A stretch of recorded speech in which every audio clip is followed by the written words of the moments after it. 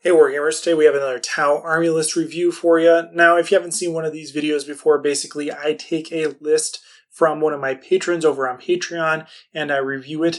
I talk about the things I think work well in it, the things I think could work better, and then I try to tweak that list in a way that maintains the overall theme or approach, but changes it in a way that I think will make it at least a little bit more effective. And today we have a 1,000 point list consisting of 2 custom Sept detachments. We are using the emergency dispensation stratagem and the hardened warheads and upgunned Sept tenants. Now, hardened warheads and upguns basically do the same thing, just for different weapons. Hardened warheads makes your missiles one better in terms of AP, and upgunned does that for burst cannon. So just improving the AP of a diverse array of weapons using these Sept tenants. The Warlord is an XV86 Cold Star using through Unity Devastation. All right, so the original detachment, or the first detachment, is a patrol detachment with an XV8 commander.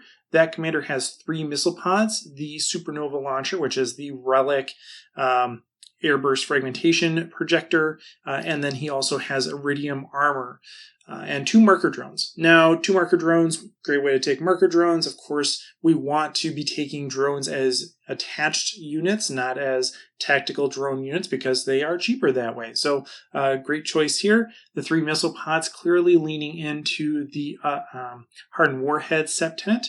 And the Supernova launcher is just a fun all-around good weapon. I really enjoy bringing it, so I'm not going to, it doesn't play into the Sept tenants, but it is a good choice. I think that's an awesome weapon. We also have a Cadre Fireblade. Now the Cadre Fireblade here does 2 different things. For one, he boosts or buffs the strike teams that are in this list, and you can see 2 of them down below. But he also is a reliable source of marker lights on having a 2-up ballistic skill. Now, are those things really that valuable in this list? I'm going to argue no. We'll go through the list, of course, but I think overall this is a better choice in an older style list. It was something that was a go-to unit choice, a go-to HQ in pretty much every list I used to make. I don't think that's the case anymore. That marker light isn't necessarily as valuable now, and the buff that he gives to strike teams is also situational at best. So I think we can save some points here and lean into the strengths of this list by potentially moving away from the Cadre Fireblade. We have 2 strike teams in the troops choice for this patrol. So 5-man strike team, including a support turret with a smart missile system. Again, that's going to lean into that Sept tenant, but support turrets are notoriously finicky. If you move away from them, they're destroyed. So you're actually investing a fair number of points into something that is likely to die, or pigeonholes you into not doing the things you need to do to win the game or to earn points, right? So being in the right place and doing the right thing according to the mission guidelines, not in a moral sense, right? This is the 41st millennium, but being in the place and doing the thing. Support turrets kind of make that harder than it needs to be in a lot of cases. So I would move away from that. I don't think support turrets are worth their points in general. Certainly not in 9th edition. And then we have another 5-man strike team without the support turret. Wrapping up this patrol detachment, we have an XV88 broadside with high-yield missile pods, smart missile system, advanced targeting system, and a seeker missile. This leans in again to the Sept tenant. I think it's a clear choice given those Sept tenants. Broadsides are good. They have a good amount of output. Their weaknesses come in their mobility, and they are durable. They have that 2-up save. They have 5 wounds, but they still die pretty quick. They're relatively easy to get off the board. There's 2 shield drones taken here as an upgrade. But shield drones are still more expensive, even if they're taken as an attached unit, and they just don't really pay dividends. So I would switch these to something else like marker drones. You're going to get value out of those marker lights, and still be able to do, on average, the same number of savior protocols for the broadside at a lower price. There is also a second patrol detachment here, and the inclusion of 2 detachments in this list I think is a potential weakness. It does unlock the ability to bring multiple commanders, which you can see here. Here's the Warlord, the XV86 Cold Star. Again, he has 3 Unity Devastation, a good choice for the most commanders. But having 2 commanders here, I don't think is worth the cost of multiple detachments at this point level. At 1,000 points, I think you're better suited just having more other things than having multiple characters or multiple commanders. And the reason for that is because of the limitations on the character keyword. At 1,000 points, you have relatively few units, at least compared to a 2,000 point list. And because of that, there are fewer units available to actually provide screening cover or lookout sir potential to your characters. So yes, commanders are good, but a lot of that value comes from them being characters, not necessarily from their damage output. If you look point for point, they don't necessarily compare very well to other options like a standard crisis suit even. So having more units that can actually provide lookout sir cover for a character is beneficial, especially at these smaller scales where you really do need those additional units in order to hide those characters. So so having 2 patrol detachments here costs us some command points, and also is doing so largely in an effort to get more characters that we're not necessarily going to get the most value out of. For troops, this detachment has 2 5-man breacher teams. One of them has a guardian drone and a gun drone. Good choice. Those guardian drones are a nice boon to your breachers, giving them a hardy invulnerable save, and then the gun drone is kind of just a reasonable choice. This could be a marker drone too, but breacher teams, they're going to be in close to things, so you might as well take a gun drone. Then we have a unit of 3 XVA crisis suits, a Chazvray that has 2 burst cannons, an advanced targeting system, and iridium armor. The 2 burst cannons here, of course, are leaning into the upgun trait, so we are actually shooting at strength 5 minus 1 AP thanks to that Sept. And then advanced targeting makes that a -2, so strength 5 minus 2 AP, not a bad profile. Giving this guy iridium is a little is kind of wasteful in a way.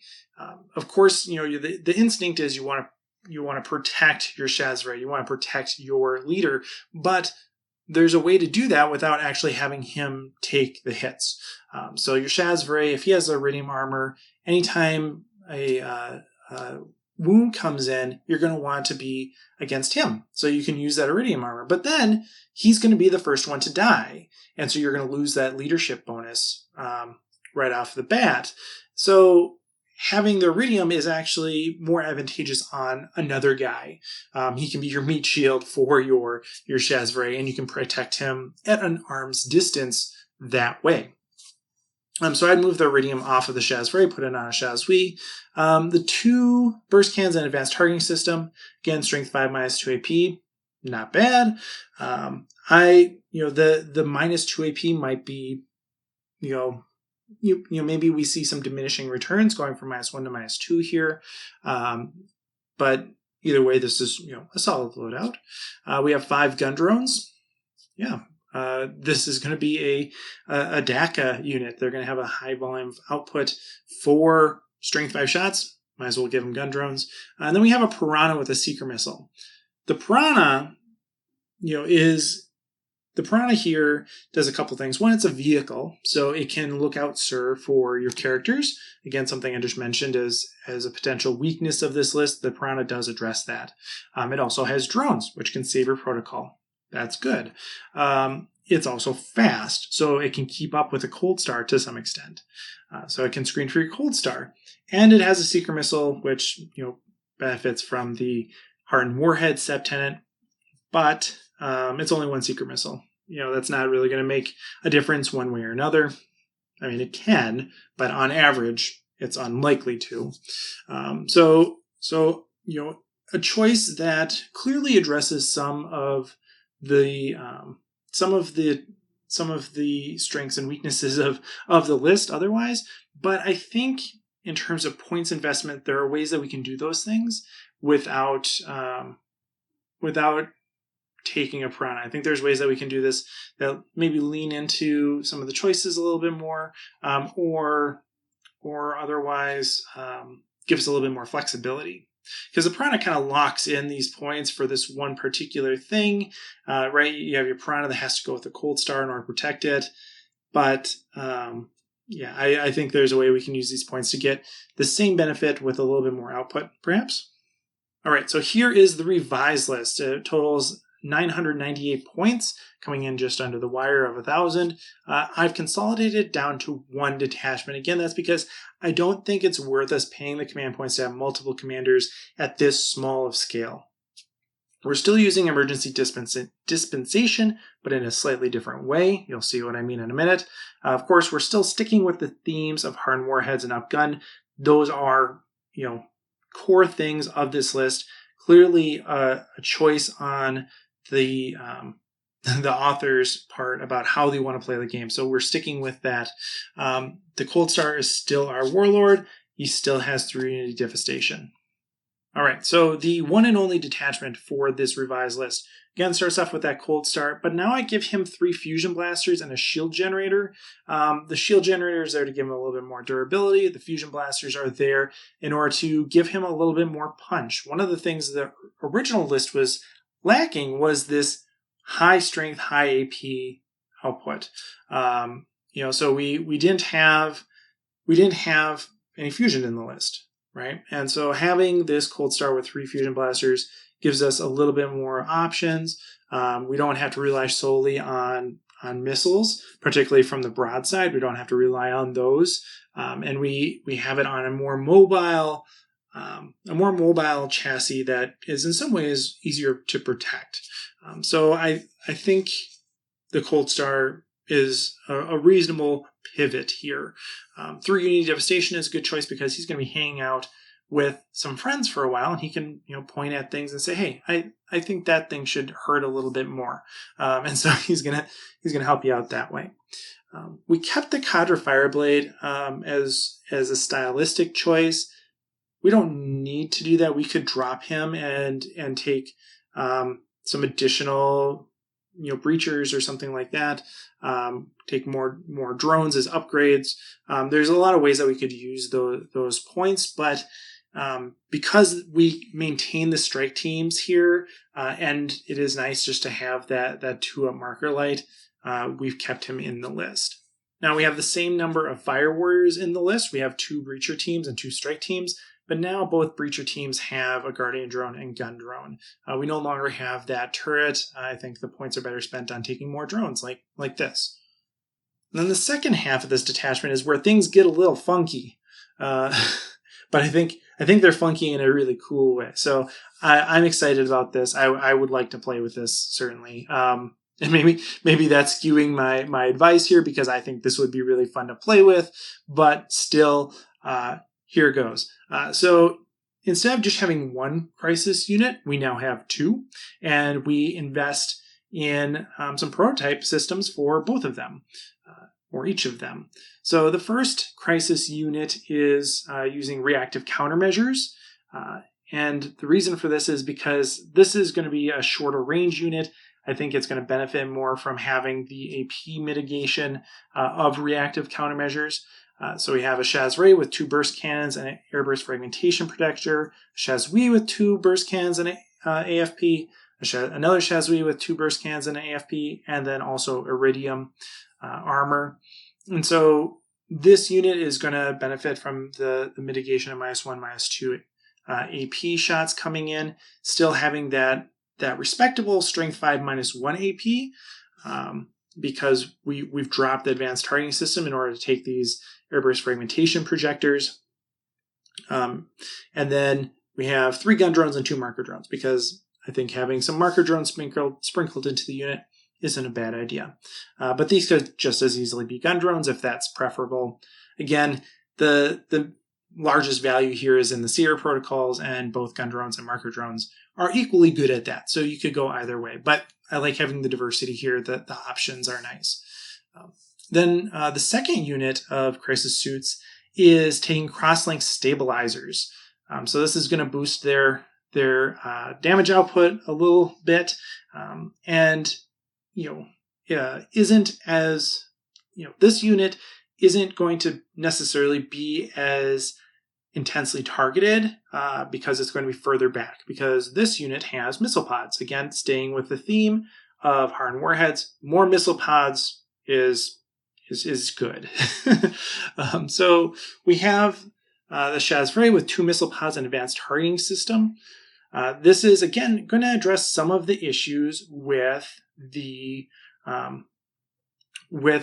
lack of high firepower, high AP. So we're getting a little bit stronger weapons, a little bit higher AP, with the inclusion of crosslink stabilizers, missile pods, and advanced targeting systems on top of hardened warheads. So we have a Chasvray, 2 Chasui loaded out the same way, and then 2 marker drones in this unit. We could, taking a step back here, you could very easily just switch reactive countermeasures and crosslink stabilizers between these 2 units, switching the advanced targeting systems and airburst fragmentation projectors on these 2 units. Switch them out, no problem. Same number of points. So if you prefer the burst cannons to have advanced targeting systems, just put the AFPs on the missile pod guys instead. No problem. These are pretty flexible, right? You can move all these things around and it will be the same number of points. So it again gives you options on top of that. Now, this is a place where we could use points from dropping the Cotter Fireblade as well. If we wanted to upgrade these to Crisis Bodyguards in order to have kind of some of the access to the close combat stratagems, the improved stat line of being a bodyguard versus a standard crisis suit, we could do that. We could take more drones with that Cotter Fireblade as well, but that's a personal choice, I suppose. Just like everything in the list, right? It's all a personal choice. I probably would lean more that way, but I think this list is fun and functional as it is presented as well. And then we wrap up the list with the broadside, basically the same as it was before. We dropped the Seeker Missile to get a little bit more points, and then it has 2 marker drones instead of the shield drones for the aforementioned reasons. So overall, I think this list has a little bit more of a punch. I think it has more bodies. In fact, I know it has more bodies. Has a respectable number of drones, respectable access to marker lights, and a good board presence. We're relying on our crisis suits to really lean into those Sept tenants. Take a shot every time I say lean into the Sept tenants, by the way. Hopefully you've been playing along. Makes the video a lot more interesting if you do. I think this probably offers a stronger army list overall. I think it's going to be able to be in the place, do the things, and stay there a little bit better than the original list. But let me know what you think. Do you like these improvements or these changes? Are they improvements at all? I don't know. You tell me. How do you feel about this revision? Let me know in the comments below. What things would you keep? What things would you change? Of course, I love having a conversation in the comments, so put them down there. If you are interested in me making a video like this for you, head on over to Patreon, join our community there, and I would be happy to take a look at a list for you. So thanks for watching, and as always, happy wargaming. Hey everyone, thanks for watching.